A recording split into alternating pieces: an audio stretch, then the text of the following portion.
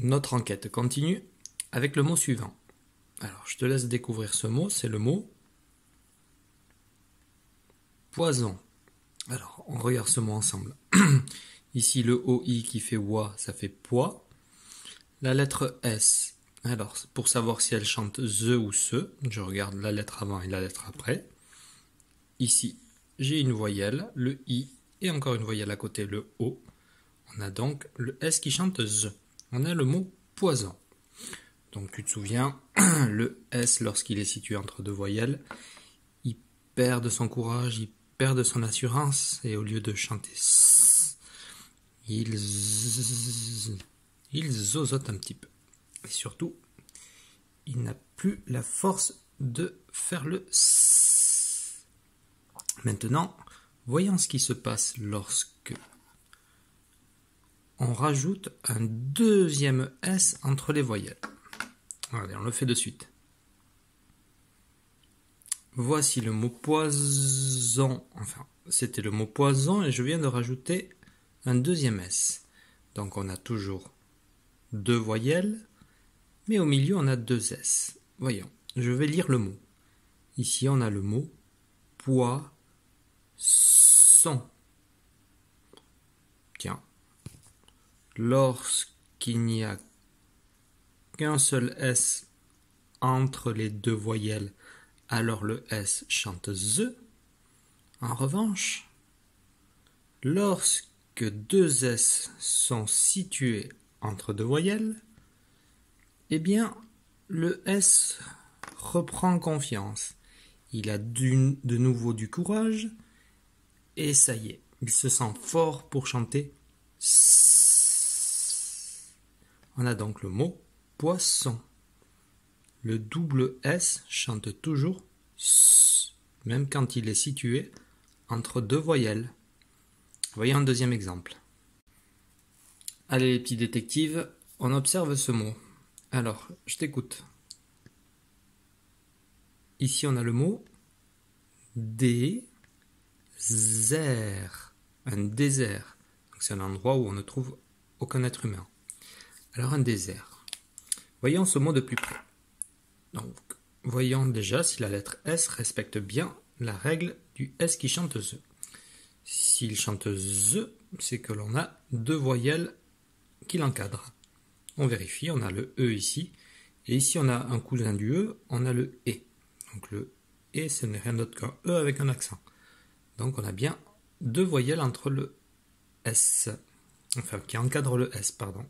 Donc on a bien le mot désert.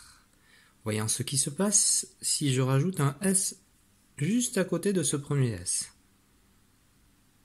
Comme ceci. Alors déjà, première chose, ici, l'accent qu'il y a sur le E, je peux l'effacer. Pourquoi ? Car le E, lorsqu'il est situé devant la double consonne, ici le double S, eh bien, il chantera toujours E. Donc il n'y a pas besoin de rajouter l'accent. Maintenant, observons le mot qui est écrit devant nous et voyons ce qui a changé. Ici, le mot, c'est le mot dessert.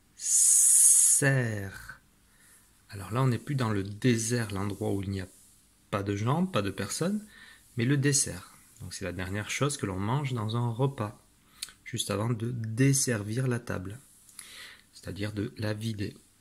Alors ici, on va observer, on va voir si la règle du S qui reprend courage fonctionne.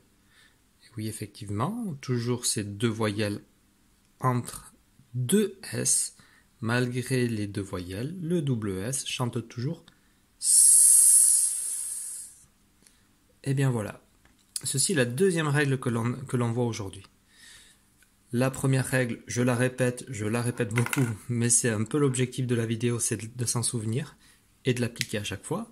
Donc la première règle, hop, le S situé entre deux voyelles chante ZE, rappelle-toi, il se sent un petit peu intimidé, il a un petit peu peur, il a moins de courage, donc il va faire Z au lieu de faire son fier S.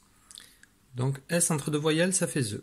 En revanche, ces deux mêmes voyelles, lorsqu'elles encadrent deux S, elles ne sont plus assez fortes pour intimider les S, puisqu'elles sont deux maintenant. Donc comme elles ont suffisamment de courage, qu'il y ait une voix y a l'avant ou une voix y a l'après, elles chanteront toujours S. Voilà, écoute, ce sont les règles qu'il faut connaître par cœur et que l'on a appris aujourd'hui. Pour terminer, on va faire une toute petite dictée de syllabes, et puis tu en auras fini pour aujourd'hui. Ensuite, il te restera quelques exercices à faire et un peu de copie. Voilà. Donc, prends ton ardoise, prends ton feutre, et on commence à dicter de syllabes.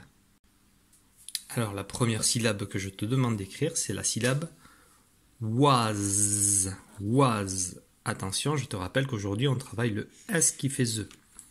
Donc, je sais que tu connais déjà la lettre Z qui fait ZE, mais aujourd'hui, c'est pas celle-ci qui nous intéresse. Donc, dans was, le son ZE que j'entends doit être écrit avec la lettre S.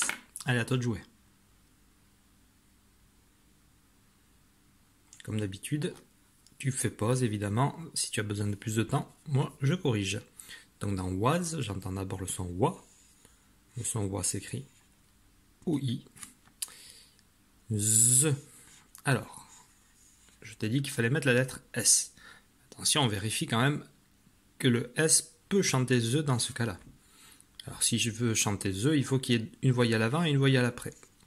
On a le I et le E. On a bien le I et le E qui font partie de la famille des voyelles. Donc, c'est bon. Un point si tu as écrit was de cette façon. Allez, deuxième mot. Tu effaces ton ardoise. La deuxième syllabe sera la syllabe... Alors, écoute bien. Was. Was. Was. Donc, la même syllabe qu'auparavant. Sauf que le was doit se transformer en was. Pour t'aider, je te réécris le was. Maintenant, je veux que was chante was. Allez, à toi de jouer. Bien sûr, il faut utiliser une des deux règles que l'on a vues aujourd'hui. Was. Allez, je vais corriger. Fais pause si besoin. Donc, dans was, on entend bien le son wa au tout début. Ce qui change par rapport à la première syllabe was, c'est le son ze qui se transforme en se. Alors, comment faut-il faire pour transformer ce ze qui s'écrit S en se? Bien, écoute, on l'a vu tout à l'heure. Le S, quand il est seul entre deux voyelles, écoute, il a un petit peu peur, donc il chante Z. En revanche, si ce S, tu l'accompagnes d'un deuxième S, dans ce cas-là, il reprend courage et il va chanter S, malgré les deux voyelles. Donc ici, on a la voyelle, la syllabe was. Tu vois? Hop, c'est l'application de la deuxième règle. Donc un point si tu as réussi à l'écrire comme ça. Alors, attention, si tu as pensé à le C cédille, c'est vrai que ça se lirait was, ou même la lettre C dans ce cas-là. Puisque le C et le E, ça chante, le C accompagné du E va chanter S. Mais rappelle-toi, aujourd'hui, on travaille le S et le double S. Donc, aujourd'hui, hop, je n'accepte pas cette réponse. Allez, troisième syllabe. Troisième syllabe, je veux que tu écrives bise. Bise. Comme une bise qu'on fait à quelqu'un. Bise.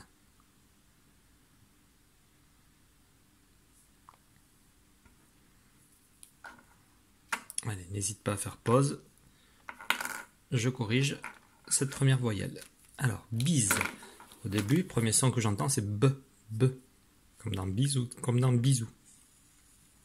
Le B, il n'y a qu'une lettre qui chante B, c'est la lettre B. Ensuite, bi. J'entends le I. Ensuite, j'entends le Z. Aujourd'hui, on voit que le S peut chanter Z, mais il ne chante que s'il entre deux voyelles. Vérifions. Oui, j'ai bien un I et un E. Deux voyelles encadrent le S. Donc ça fait bien bise. Alors, ce qui signifie que ceci est la bonne réponse. Donc si tu l'as écrit comme ça, 3 points. Si tu as écrit comme ça, ici, je lis la syllabe bis. Alors ici, le S, il chante ce. Pourquoi? Car pour qu'il chante the, il faut qu'il y ait deux voyelles, une avant, une après. On a bien une voyelle avant, mais après, on n'a rien du tout. Donc s'il n'y a rien, ça ne chantera pas the, mais ce. Donc ça, c'est bis. Et ça, c'est bise. Mais tiens, et si je t'avais demandé bis? Voyons ce qu'on peut faire pour transformer bise en bis. À toi de jouer. Mets ta vidéo en pause, car je vais corriger tout de suite. Donc voici la correction. Eh bien écoute, on se retrouve avec la deuxième règle. Donc bise, le the, le S tout seul, donnons-lui du courage, c'est-à-dire on va l'accompagner d'un copain S, donc on va mettre le double S. Et bien qu'il y ait une deuxième voyelle, ici on lira ça bis. Et voilà, donc si tu as pensé à utiliser la règle, ici, hop, ça te fait un quatrième point. Allez, on fait deux exemples encore, et après la vidéo sera terminée. On efface son ardoise. Donc on est toujours sur le S qui fait the, ou le double S qui fait toujours ce. Je veux que tu écrives, alors là c'est un mot, le mot basse, basse, le contraire de haute, basse, comme une table basse. Allez, mets la vidéo en pause. Comme tu as mis la vidéo en pause et que tu viens de la remettre en marche, je corrige. Donc basse, voyons ça ensemble. Dans basse, je vois la lettre B, j'entends la lettre A, bas, puis il nous reste à écrire ce. Voyons, ben, écoute, je sais que la lettre S, ça fait S, donc j'écris comme ça. Mais A, vérifions.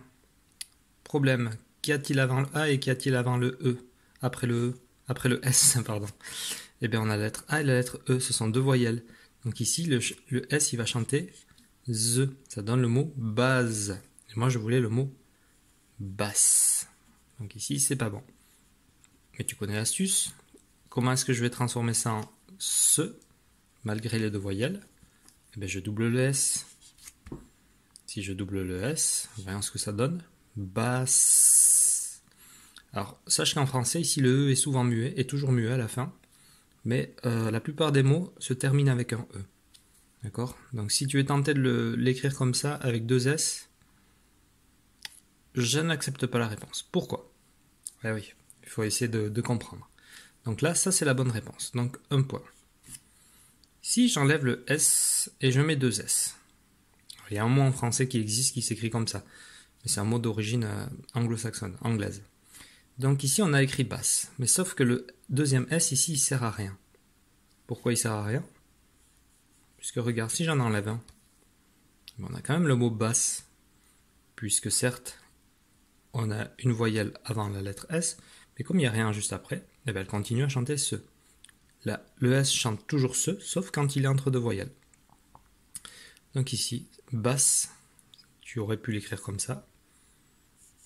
Mais aujourd'hui, on travaille aussi le double S.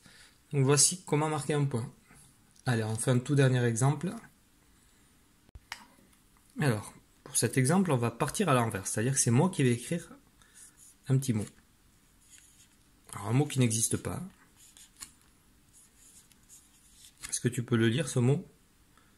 Ici, on a écrit pos. Double S ici, chante toujours ce. Eh bien, ce pos, je veux que tu le transformes en, écoute bien, pose. Pose.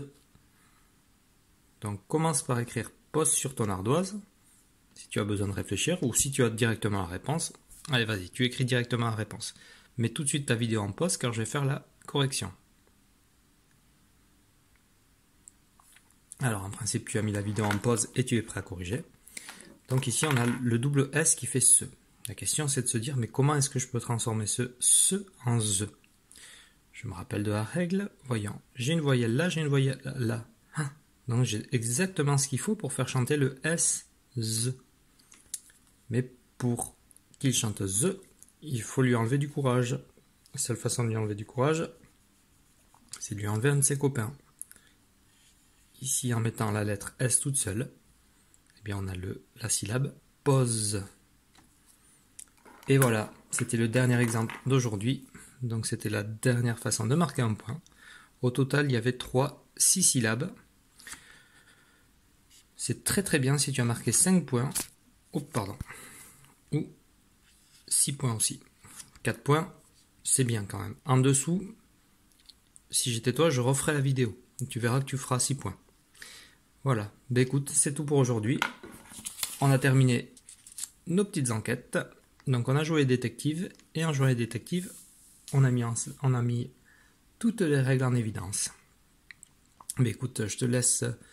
Donc si tu travailles le jeudi et le vendredi à l'école avec madame la directrice, dans ce cas les exercices tu les feras directement à l'école. Et si tu es à la maison, et bien maintenant tu enchaînes avec le travail sur les exercices et la copie. Allez, passez une bonne journée.